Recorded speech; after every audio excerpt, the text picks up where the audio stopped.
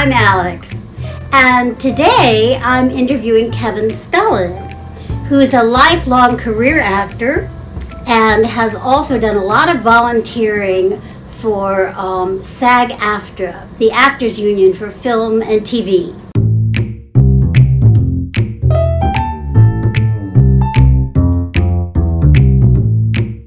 I grew up in Los Angeles. Oh. So I was right there. I grew up, I was born just over the hill from Hollywood. Uh-huh. So part of my upbringing was that I could get on a bus and go into Hollywood.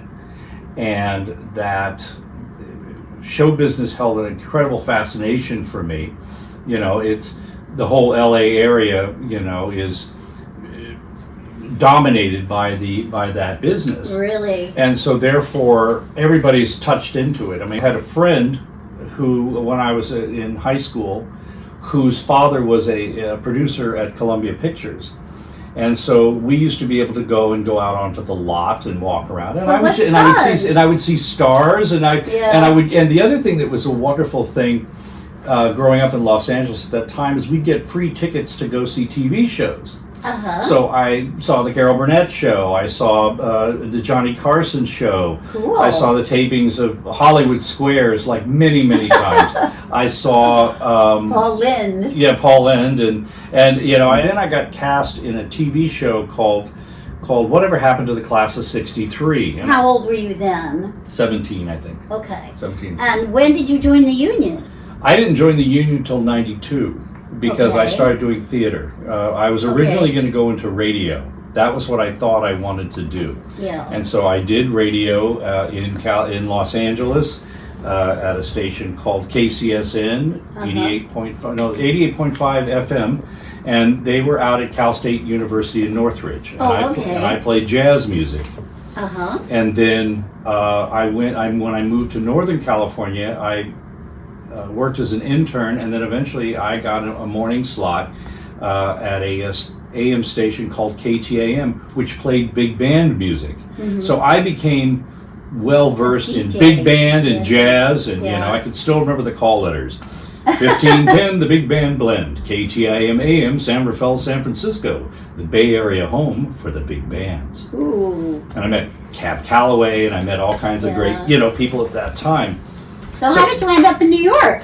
I was working in a hotel in San Francisco, and there were two entertainers that had come to work in the hotel I was working at was a place called at that time the York Hotel, and they had a nightclub there called the Plush Room. A man named John Wallowich and another man named Bertram Ross, and they were a team, and they were also life partners. And they had a cabaret show, a cabaret act. And they said, well, look, if you're going to pursue theater or you're going to get into show business, if you don't go to LA, come to New York. You'll find that New York will be a better place for you. So I came here to visit, saw that I booked a job here. I didn't book. I worked for some Broadway producers, and I also worked at a hotel. And it got me here, and that was in Bertram Ross, the dancer. Bertram Ross. He worked for he danced for Martha Graham. I knew Bertram. Did you know Bertram? Well, he taught I love dance at the neighborhood playhouse where I was acting. Yes. I loved Bertram. Oh yeah, Bertram. He talked like I know. He talked like that, but he looked like he was. Oh yeah, I know. He looked like he was so masculine. It was just unbelievable. I loved Bertram so much. He was the sweetest man in the world, and the two of them were very instrumental in just sort of helping guide me to, to get to New York. And they sort of said, look, we'll point you in the right direction. But I got a job here, and I got a place to live here very quickly. This was November of 1985. I think it was easier in those days. Well, it was, and it wasn't as cost prohibitive. It was expensive. So then when I moved to New York, of course, it's a different market. It's a very different market here. And so I knew that I really couldn't do radio because it was saturated. I knew that theater was something that the only thing that I could do at that time was off-Broadway or off-Broadway, which I eventually did. But it took me a while to do that. And eventually I became part of a theater troupe in the village here called the Ridiculous Theatrical Company. It was originally run by Charles Ludlam. Charles Ludlam, sure. And then Charles died, Yeah. and Everett took over. Everett took over. And I came in the transition right after Charles died. Okay. Because a lot of the original actors from the company had left to go on to pursue other things in their career. Some of them got sick and died because you got to remember it was right in the middle of the AIDS epidemic. So tell us about joining SAG-AFTRA. What about equity? Were you equity? No, because what happened is that I wasn't that I've been eligible for 25 years. Yeah. But I didn't join because I wasn't really, pursuing that. AFTRA was the first union I joined. That was my parent union. Yeah. And because I had been booked to work on a soap opera called Guiding Light. Right. And I played a reporter, like a tabloid journalist. Oh, and so it was fun. And I remember the episode I worked on, there was another unlikely person who was acting at the time named Bernie Telsey. Oh. And there was Robert Lapone was on the show, and Bernie Telsey, and I loved it. I loved soap operas. Yeah. I still cry at night that soap operas, or there's no more in New York, because they were a wonderful, wonderful way to make money. A lot of them, it was a wonderful place, and you would get these little niches. Right. You could have one day of work. I was even on one episode. I went from Guiding Light to One Life to Live. Okay. And I did various townspeople. Right. The last person I played before they went off the air was I played one of the town undertakers. But I would even get hired to be a voice on the radio. The time now is 10 a.m. here in Landview, with the temperature being 36 degrees. And now, coming up, we'll have the news shortly. But it was just playing in the background, and they just turn on the radio, and it's like, cool. Run. From AFTRA, then you joined SAG? I joined Screen Actors Guild shortly, not too long after that. It was like maybe 2 years, because I didn't have the money initially to join. It was very expensive. I mean, it was the initiation fee is at least. It's about $3,500 now. And in those days, it was like $1,000 or something, which was a was lot of money. Yeah, I think it was $875. I'm trying to remember exactly what I paid, because I had to pay it off over time, because I couldn't. After I had to pay it off over time. Whereas Screen Actors Guild at the time, you had to pay it all at once. When my father passed away, I had been Screen Actors Guild eligible at all that time, and my father passed away and left me some money, and that's what I used that money to join the union. Yeah. So now tell us how you got so involved in union business and volunteering in governance, and how what the advantages are of belonging to these actors unions, because it is now possible to work as a professional actor and not join the actors unions, but I think this is a disadvantage, and I think I agree that it's a disadvantage. I think here's the thing. First of all, I just want to say this right off the bat, Alex, that everything that I say about the union and about that is all been my experience or my opinion. Right. I don't speak on behalf of the union. Right. My take on it was this, and this is what an agent said to me many, many, many years ago, before I joined AFTRA. He was sending me out for some just sort of penny ante stuff, and I asked him, I said, so when do I need to join the union? He says, you don't need to join until you need to join. It's like when I got cast on Guiding Light, I had to join. You have what is called an OK-30. So anytime a non-union person is hired by a SAG-AFTRA, or at that time SAG or AFTRA production, you are given what is called an OK-30, which means that you can work as much as you want in those 30 days. But then after I never heard of that. Yeah, an OK-30. Then after those 30 days, you become what is called a must pay. Which means that you are now obligated to pay to become a union member. So obviously this covers people who, for some reason or another, get cast, for one thing, right? But they don't want to pay all this money to join the union because they're just doing this one job, and then after that they're not going to probably do. And some of them are not even actors. Some of them are children, right? You know, that there's a cute kid Right. who they hire to, you know, to just be Or held by they need the somebody with tattoos all over their face. right, but- exactly, something like that. Yeah. Yeah, Okay. I mean something that kind of draws them to the job. You started volunteering? Or How it started you was- were elected as a representative for the union, or how did that work out? How it started is that there was the commercial strike of 2000. Okay, you're going to be, and I ended up becoming a strike captain. I think a lot of producers, in my experience, know that actors, because they have a passion for it, will work for nothing. When you're working in this business, and this is my feeling about it, you've got to have a firm foundation of self-respect and self-worth to move forward in it, because Yeah. then you will not sell yourself short. And if you do, if you're offered pennies on the dollar for something, then it's an affront, and that you will find yourself being like, wait a minute, you're asking me to do this? I've been a trained professional person. I've been acting for this many years, Yeah. and you want me to do this for nothing? Yeah. Goodbye. And you know, and in this business, we've all had to walk away from things because they say, "Oh, well, you know, we really can't pay you." It's like, well, then find somebody who's willing to do it for nothing. Right. I mean, unless you're doing a showcase or something, Yeah. you know, which is you know, There are situations in which you are doing some kind of self-promotion, right.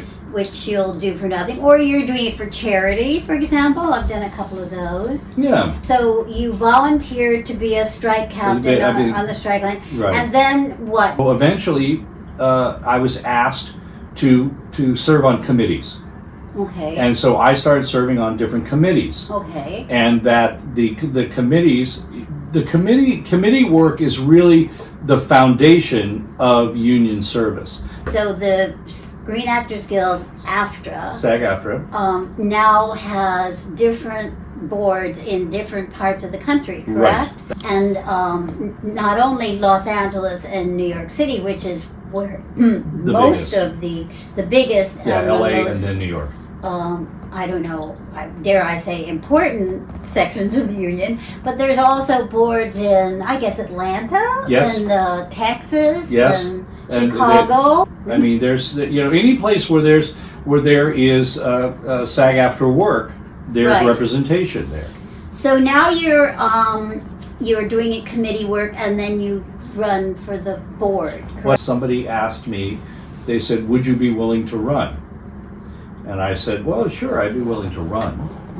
You know, I had I didn't think I was going to win because my focus was committee work. So I ran and I won.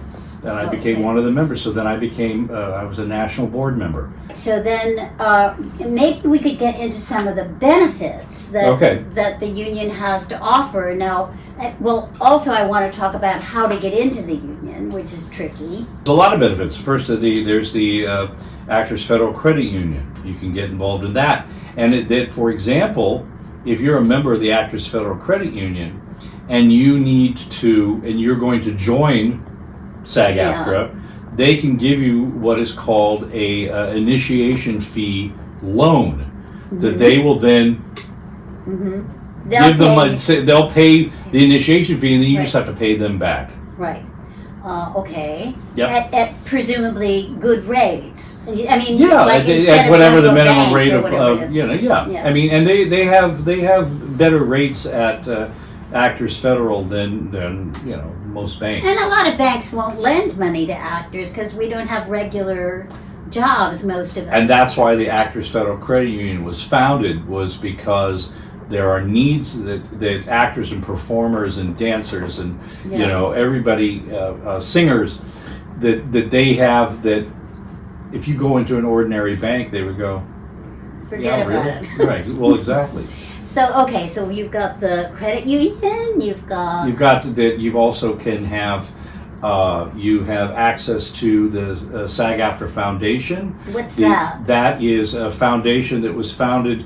It's the charitable wing of the union. It's not part of the union. It's associated with the union? It's associated, and that for example, the SAG-AFTRA Foundation right now is there's been a lot of people contributing money Yes. to it to help For the those people fires. out in Los Angeles. Yeah, I who sent had the just- money. See, Yeah. and so that the Entertainment Community Fund, also formerly known as the Actors Fund. Right. You also have, the Episcopal Actors Guild.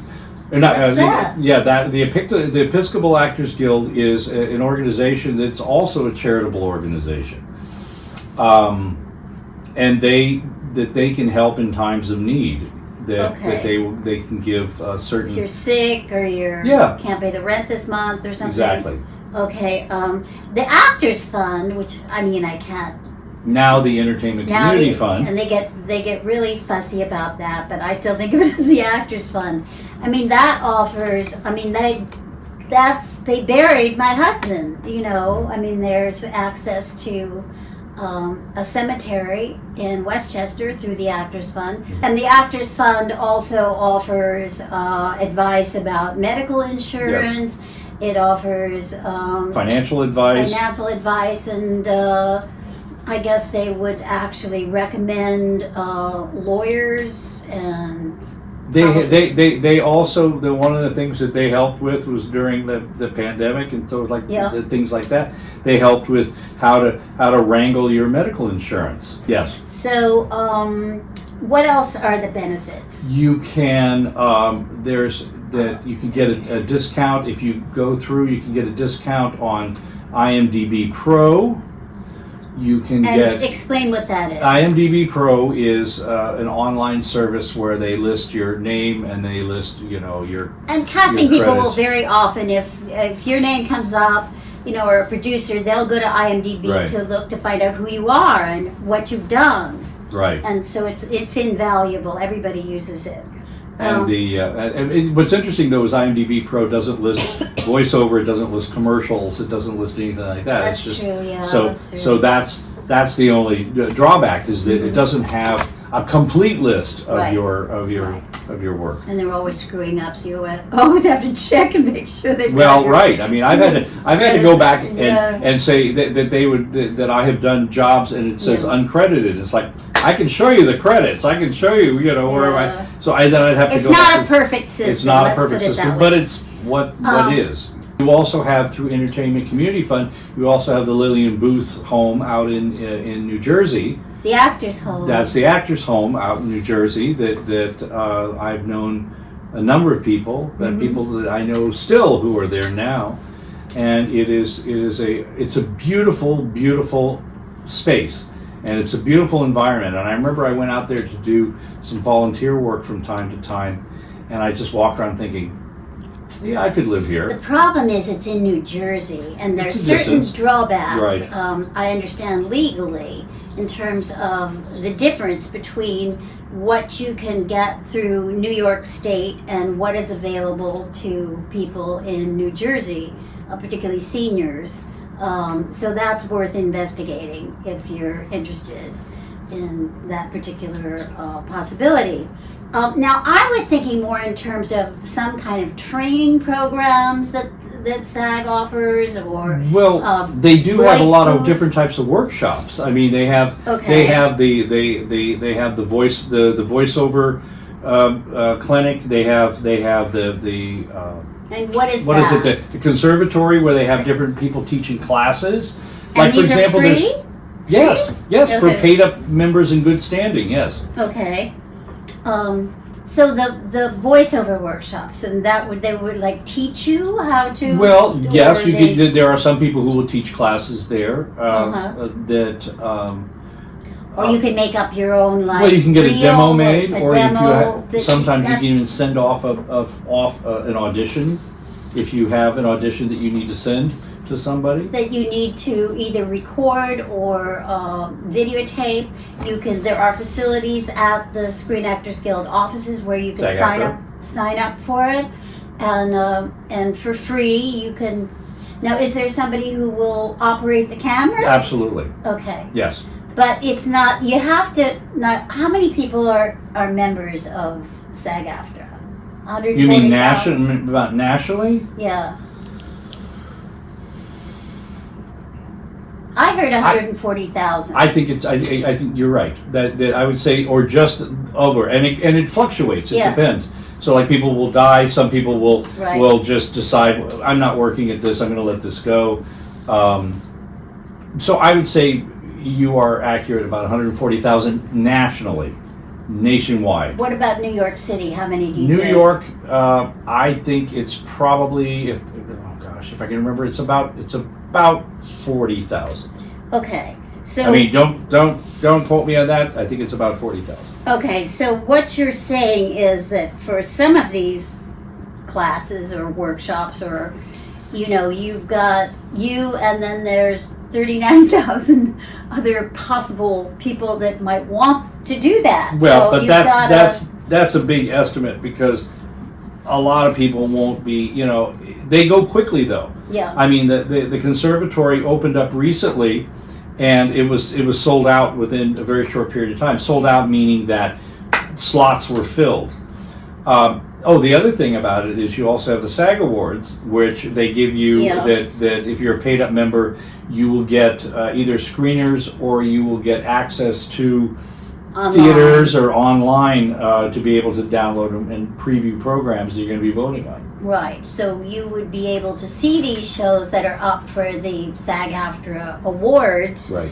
For free, so you don't have to pay to. Now go it's see interesting. them. It isn't even the SAG-AFTRA Awards. It's the SAG Awards because Okay. legally they haven't been able to add the name because Okay. the SAG Awards is its own entity. Oh, okay. So therefore it it's- operates separately. Right. Exactly. Okay. Now, about joining the union, I mean, we're just specifically talking about SAG-AFTRA here because equity is a whole different bag Right. for the theater actors. But I don't know, if you are a member of Actors Equity Association, Right. would that give you access to joining Yes. SAG-AFTRA? You could Taft-Hartley into SAG-AFTRA. How does that work? Is, for example, if you're a paid up member in good standing of Actors Equity, you've had a chorus role, you've had a principal role in either a LORT production or a Broadway show or an off-Broadway show Right, that's it's under, covered by the union. then a year after that job, you can then Taft-Hartley into SAG-AFTRA. Okay. Which means that you would have to come up with the initiation fee, Which is $3,500 now. yeah, which is a lot. Yeah. And so it's an investment. You got to Yes, remember it's that an when you're doing investment. this, it's an investment, Absolutely. and in my opinion, a commitment. Right. Okay.